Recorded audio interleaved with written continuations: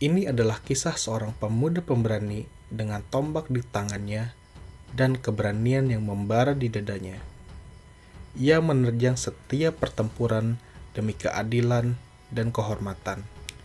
Dia adalah salah satu tokoh penting yang namanya banyak tertulis di sejarah, cerita fiksi, film, bahkan game.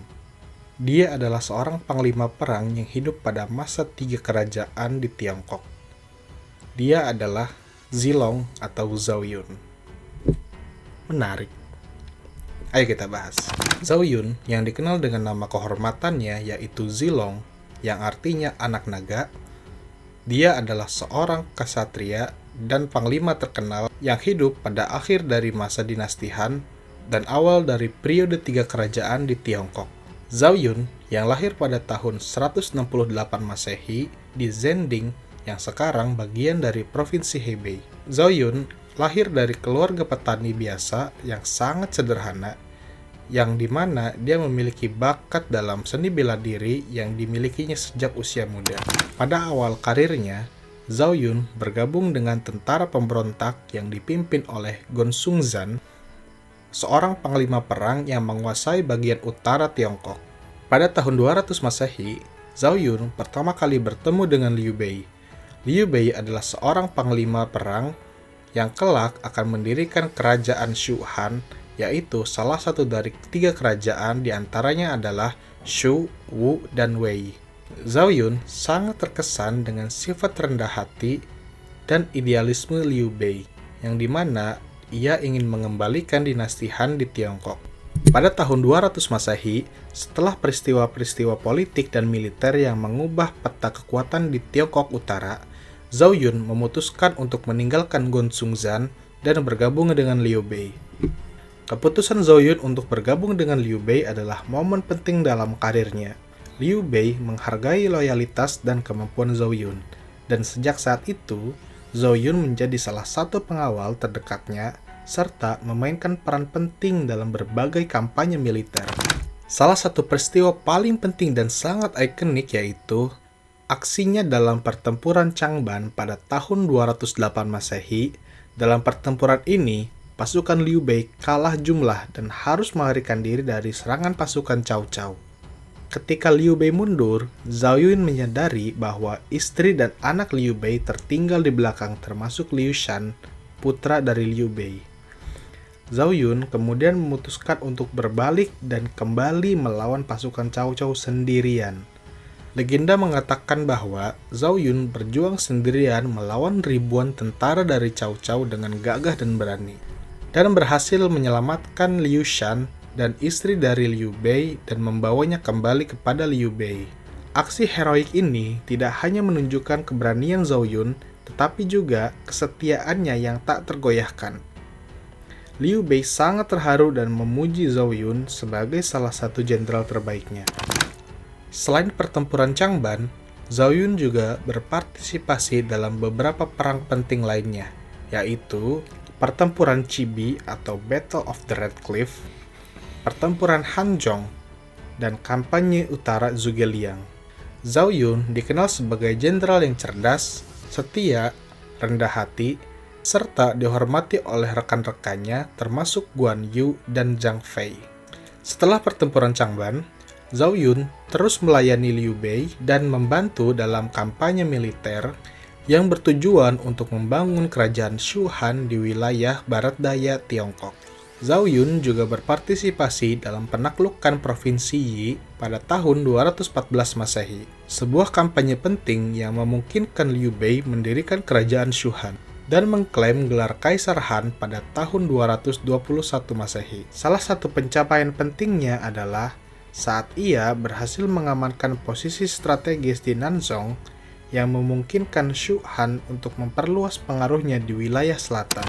Pada akhir tahun 219 Masehi, Lu Meng, seorang jenderal yang mengabdi pada Sun Quan, memimpin pasukan untuk menyerang wilayah-wilayah Liu Bei di Provinsi Jing bagian selatan, yang meliputi daerah-daerah dari Hebei dan Hunan. Guan Yu, Jenderal Liu Bei yang bertugas mempertahankan Provinsi Jing, sedang berada dalam pertempuran Fanzheng dan tidak mengetahui tentang invasi tersebut. hingga setelah dia kembali, dia dikepung oleh pasukan Sun Quan di Maiseng. Guan Yu ditangkap dalam penyergapan ketika ia mencoba untuk meloloskan diri dari pengepungan. Dan akhirnya, Guan Yu dieksekusi oleh pasukan Sun Quan di Linju. Liu Bei yang tahu berita ini marah besar dan tenggelam dalam dendam kesumat dan ingin membalas kematian Guan Yu dan merebut provinsi Jing kembali. Setelah itu, Liu Bei melakukan persiapan untuk berperang melawan Sun Quan. Akan tetapi, Liu Bei dihalangi oleh Zhao Yun yang dimana dia tidak setuju dengan peperangan ini. Akan tetapi, Liu Bei tidak menghiraukan Zhao Yun. Qin Mi, seorang pejabat Liu Bei, juga menyarankan kepada Liu Bei agar tidak berperang melawan Sun Quan. Karena dendam yang sangat dalam dan kesedihan atas kematian Guan Yu, Liu Bei tetap melaksanakan peperangan melawan Sun Quan. Dalam peperangan itu, Liu Bei mengalami kekalahan dan gugur dalam pertempuran itu. Dan pertempuran itu disebut dengan pertempuran Yiling. Buat teman-teman yang mungkin pernah memainkan game Dynasty Warrior di PlayStation atau di konsol lainnya, mungkin tidak asing dengan nama-nama peperangan dan tokoh-tokoh yang aku sebutkan tadi.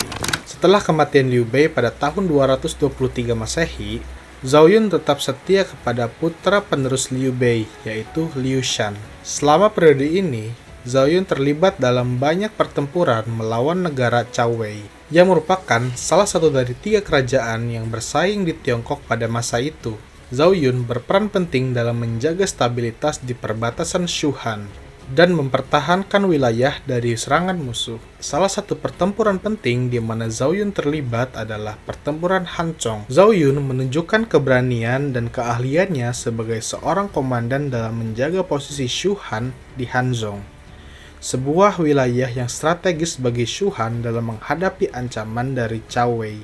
Zhao Yun menghabiskan tahun-tahun terakhirnya sebagai jenderal di bawah kepemimpinan Liu Shan. Meskipun ia sudah tidak seaktif pada masa mudanya, Zhao Yun tetap dihormati sebagai tokoh penting bagi Shuhan. Zhao Yun meninggal pada tahun 229 Masehi di Hanzhong akibat sakit tua. Ia dimakamkan dengan upacara militer dan dianugerahi gelar Anumerta Marquis Sun Ping oleh Kaisar Liu Shan. Meskipun banyak fakta dalam hidupnya yang belum terungkap karena keterbatasan sumber sejarah, kisahnya telah didramatisasi dalam novel klasik yang berjudul Romance of the Three Kingdoms, yang dimana Zhao Yun diagungkan sebagai salah satu jenderal macan di bawah kepemimpinan Liu Bei. Di antaranya adalah Guan Yu, Zhang Fei, Zhao Yun, Ma Chao, dan Huang Chong.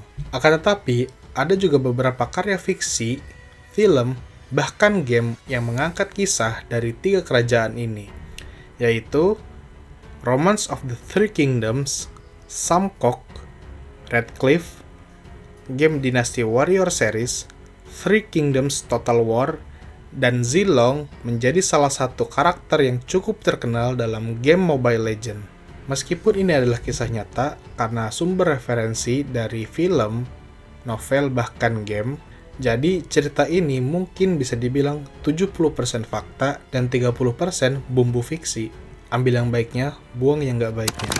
Alright guys, terima kasih yang sudah menonton. Jika ada kritikan dan saran, silahkan tulis di kolom komentar. Saya Anton, Wassalamualaikum warahmatullahi wabarakatuh.